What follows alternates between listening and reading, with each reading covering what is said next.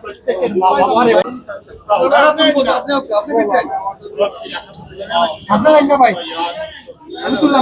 আমরা তিলাওয়াত জিয়ারতে কবুল করো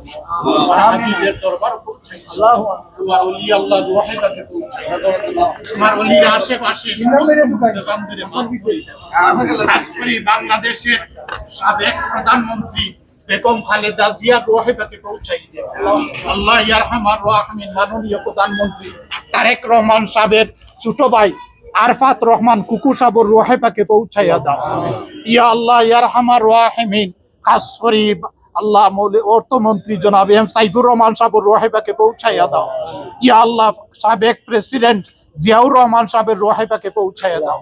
আমরা যারা হাত বাড়াইছি আমরা প্রত্যেকের মা বাবারে মাফ করে দাও